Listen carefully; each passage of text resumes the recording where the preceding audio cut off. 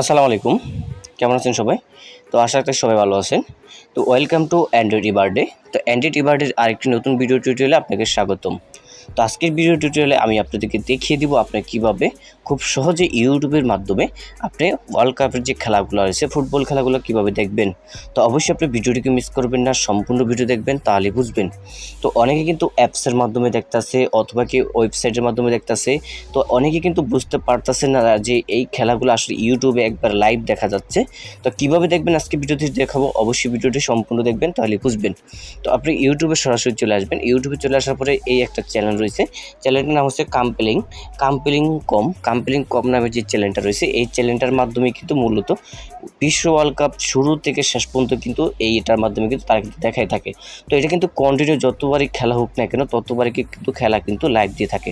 ওকে, তো এখানে দেখুন বিশ্বাসের জন্য আমরা এখান থেকে লাইভ অপশনে ক্লিক করব। তো এখানে লাইভ অপশনে ক্লিক করব, দেখুন বর্তমানে কিন্তু জর্ডান এবং আর্জেন্টিনার কিন্তু খেলা চলতেছে। তো আমরা এটার উপরে ক্লিক করি। Salam Zari Disti Mesper application যেটা তুমি চালু। তো এই দেখুন বর্তমানে কিন্তু এখানে কিন্তু জর্ডান এবং আর্জেন্টিনার কিন্তু খেলা হইতেছে। তো খেলাটা কিন্তু লাইভ শো করতে, তো এক কথা বলতে গেলে কিন্তু আপনাকে কিন্তু লাইভ কিন্তু একমাত্র এটাই দেখাইতেছে।